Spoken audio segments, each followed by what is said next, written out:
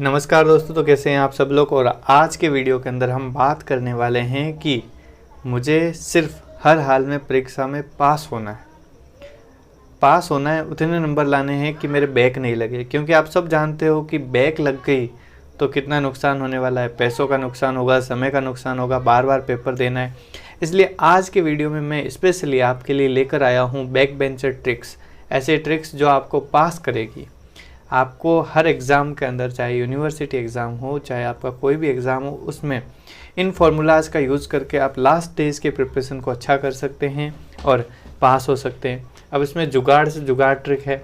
अब जैसे कि बात करें इन ट्रिकों के नाम की, तो यहाँ पे KPFC formula, IQ trick, RPM method और 20 DHM मेथड, ये सारी मेरी अपनी ट्रिक्स है जो मैंने आपको बताई है, आपके साथ शेयर की है। अब इसके साथ अपन बात करते हैं कि कौन सी ट्रिक आपको अच्छी लगती है, कौन सी ट्रिक आपके लिए बेस्ट है, ये आप जानो। मैं चारों ट्रिक है वो आपके साथ डिस्कस कर दूंगा। बाकी इस वीडियो को लाइक कमेंट ज़रूर कर देना, क्योंकि अगर आप आए हो तो मुझे पता है या तो आपकी मजबूरी यहाँ पे लेके आई है आपको, या फिर आपको ज़रूरत है इस वीडियो की कि आपने साल भर कुछ भी नहीं पढ़ा है और आपने बस मज़े किए हैं। तो चलिए बात करते हैं। देखिए, दो टाइप के स्टूडेंट होते हैं। टॉपर्स साल भर पढ़ते रहते हैं, और बैक बेंचर्स होते हैं जो लास्ट टाइम में पढ़ के भी पास हो जाते हैं।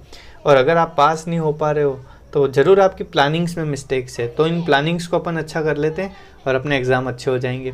चलिए बात करते हैं। I want to just pass my university exams, ठीक है। तो चलिए, जो पहली ट्रिक है वो अपनी है। मैं 1 बाय 1 आपको ट्रिक्स बता रहा हूँ, तो आप देखिएगा, एनालिसिस कीजिएगा कि आपके लिए कौन सी बेस्ट है। तो फर्स्ट ट्रिक है अपनी 20 days hard work method, 20 DHM method. मतलब कि इसमें क्या करना है, आपको 20 दिन थोड़ा हार्डवर्क करना पड़ेगा। अगर आप एवरेज स्टूडेंट हो और मेहनत कर सकते हो तो ये ट्रिक आपके लिए बेस्ट है। होता क्या है इस ट्रिक में, आपको करना क्या है कि आपको सारे सब्जेक्ट्स देखने हैं। आपके पास 5 सब्जेक्ट है, 6 सब्जेक्ट है या 3 सब्जेक्ट है, उसको डिवाइड करो। कितने दिन है आपके पास? 20 दिन है, तो इसमें डिवाइड कर दो और एवरेज आपके पास निकल के आएंगे 2 से 5 दिन, 6 दिन एक सब्जेक्ट के लिए। अब आपको करना क्या है, पिछले जो 5 ईयर्स के यूनिवर्सिटी एग्ज़ाम्स के या फिर जो भी पेपर आए हुए हैं आपके पिछले 5 ईयर्स के, 4 या 5 ईयर्स के जो पेपर आए हुए हैं, उनको आपको 2 या 5 दिन, आपके जितना कैलकुलेट आ रहा है टाइम, कितने दिन में आपको एक पेपर करना ही है, ठीक है। तो उस हिसाब से आपको 5 साल के पेपर्स तो निपटा देने हैं। अब हो सके तो आप पढ़ते टाइम एक कॉपी रखो अपने पास, जिसमें आप शॉर्ट नोट्स बनाओ। उसमें प्रॉपर एक शॉर्ट नोट्स बनाओ कि कैसे लिख के आओगे, ठीक है। उसको नोट्स बनाने का फ़ायदा ये है, जब फाइनल 20 दिन बाद आप पढ़ोगे 1 नाइट बिफोर, तो आपको सिर्फ उन हेडिंग्स को देखना है और आपको वो सब याद आ जाएगा जो आपको लिखना है, एक आइडिया लग जाएगा। तो सच में ये ट्रिक बहुत कमाल की है। अगर आप 20 दिन मेहनत करते हो तो इससे बहुत ही अच्छे नंबर ला सकते हो। चलिए दूसरी जुगाड़ ट्रिक पे बात करते हैं, KPFC फार्मूला। KPFC फार्मूला का फुल मीनिंग होता है knowledge presentation flow chart method, ठीक है। इसमें क्या है कि आपको पंच वर्ड प्रिंसिपल का यूज़ करना है। आपको क्या करना है कि नॉलेज चाहिए थोड़ा बहुत नॉलेज, मतलब कि कोई भी टॉपिक पढ़ो तो उसके 4-5 पंच वर्ड्स उठाओ। पंच वर्ड्स उठा करके उन्हें इस टाइप से प्रेजेंट करो कि आप उस सब का कुछ लिख सकते हो, ठीक है। जैसे कि आप उन्हें कॉलम्स के अंदर लिख के आगे, या फिर उनसे वर्ड्स या लाइंस बना के आगे, पॉइंट्स बना करके आगे, आप अपना अच्छा सा एक प्रेजेंटेशन करके आगे और फ्लो चार्ट्स बना के आगे। तो इससे होता क्या है कि मैक्सिमम चीज़ें कवर हो जाती है, बचता कुछ नहीं है। बस एक इंग्लिश ग्रामर बचती है जो आपके लिए मैटर नहीं करती, ना एग्जामिनर के लिए मैटर करती है। यानी कि अगर आपका नॉलेज थोड़ा बहुत इन पंच वर्ड्स के बारे में है, आपने पंच वर्ड्स को एक प्रोसेस से लिख दिया है, मतलब कि आपने एक स्टोरी दिमाग में बना ली है। जैसे मैं एग्जांपल दूं, आपने लर्निंग पढ़ा है, लर्निंग पढ़ा, साइकोलॉजी पढ़ी, मान लो फर्स्ट ईयर्स की बात कर लेते हैं, लर्निंग पढ़ी, तो लर्निंग की डेफिनेशन के 2-4 पंच वर्ड्स, जो 2-4 प्रिंसिपल है लर्निंग के वो, और जो टाइप्स ऑफ लर्निंग है वो देख ली, थ्योरीज ऑफ लर्निंग उनके नाम देख ली, उनमें क्या क्या है ओवरऑल बस एक पन्ने पे मैंने लिख दिया, पंच वर्ड्स लिख दिए। अब मैंने उसको एक प्रेजेंट करके फ्लो चार्ट के फॉर्म में लिख दिया।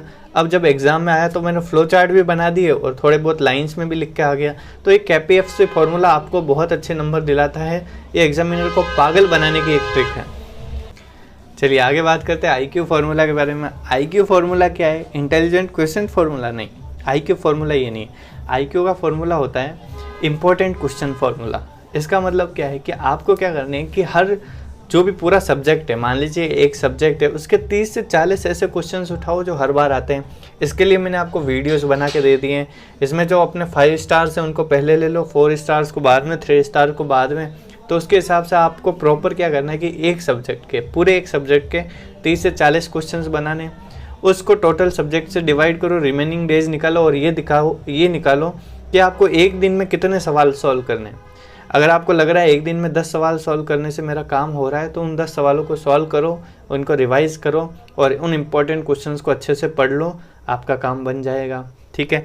अब देखो, ऐसी बात नहीं है कि आप बिल्कुल भी पढ़ के मतलब कि बिल्कुल भी नहीं पढ़ोगे और पास हो जाओगे, ऐसा कोई जुगाड़ नहीं। टॉपर्स भी पढ़ता है, बैक बेंचर्स भी पढ़ता है। टॉपर ज़्यादा पढ़ता है, बहुत ज़्यादा पढ़ता है, ठीक है, ओवर पढ़ता है, और जो बैक बेंचर्स होते हैं वो इतना पढ़ते हैं कि अपना काम हो जाए। तो ये सारी ट्रिक्स आपके उसी के लिए है, बैक बेंचर्स के लिए। ठीक है। अगली अपन बात करते हैं, जो लास्ट ट्रिक है वो है रामबाण preparation method, RPM method. RPM में क्या करना है कि आपको हर सब्जेक्ट्स के, हर टॉपिक्स के कुछ रामबाण बनाने हैं।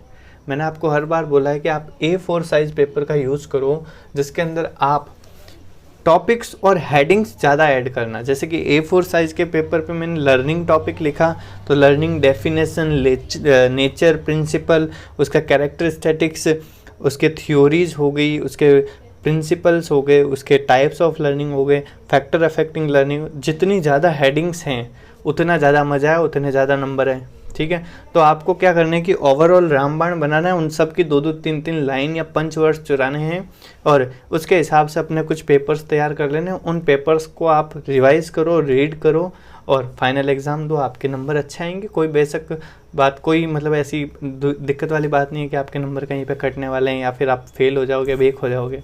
ठीक है। देखिए, ये जो मेथड्स है ये आपको श्योरिटी देते हैं कि आपकी बेक नहीं लगेगी। ठीक है। क्योंकि कई बार होता है कि स्टूडेंट इस एंजाइटी में रहता है कि मेरे बैक नहीं लग जाए, मैं पढ़ के नहीं आया। ठीक है। तो 20 डेज़ की ओवरऑल एक स्ट्रेटजी है। ठीक है, स्ट्रेटजी है जिसके अंदर आप क्या कर सकते हो कि अच्छे से ऐसे नंबर्स ला सकते हो। बाकी देखिए, आपको आई होप आपको ये सारे तरीके पसंद आए होंगे। तो अपने जो तरीके थे एक बार वापस से 20 DHM method, 20 DHM method, KPFC formula, IQ formula और रामबाण मेथड या RPM मेथड है, उसका यूज करो और अपने एग्ज़ाम के लिए अच्छे से प्रिपेयर करो। थोड़ा बहुत तो आपको पढ़ना ही पड़ेगा, बस ये है थोड़ा बहुत पढ़ना पड़ेगा अगर आप इन ट्रिक्स का यूज करोगे। क्योंकि अगर आप सही डायरेक्शन में थोड़ा वर्क भी करो तो वो ज़्यादा आउटपुट देता है, बाकी रॉन्ग डायरेक्शन में कितना भी वर्क कर लो उतना आउटपुट नहीं देता। और एक चीज़ आपके माइंडसेट को क्लियर करने के लिए बता दूँ, चाहे टॉपर हो चाहे बैक बेंचर, साल के शुरुआत में स्टडी कितनी भी की हो कोई काम नहीं आती, उतनी काम नहीं आती, वो बस बेसिस बनाती है। बाकी जो ओवरऑल रिजल्ट देती है वो लास्ट की स्टडी देती है। लास्ट की स्टडी में भी अगर टॉपर नहीं पढ़ेगा तो वो बैक चला जाएगा। ठीक है। इसलिए बैक बेंचर भी नहीं पढ़ेगा तो वो भी बैक चला जाएगा। तो इक्वल चांसेस होते हैं। ठीक है। इसलिए अभी आपको बस पढ़ना है, अच्छे से पढ़ना है, ऐसी कोई बात नहीं है। बस माइंड से फ्री होकर के, मतलब कि सारे टेंशन फ्री होकर के अपने ट्रिक्स बना करके पढ़ना है। ये बेस्ट मेथड है। ठीक है।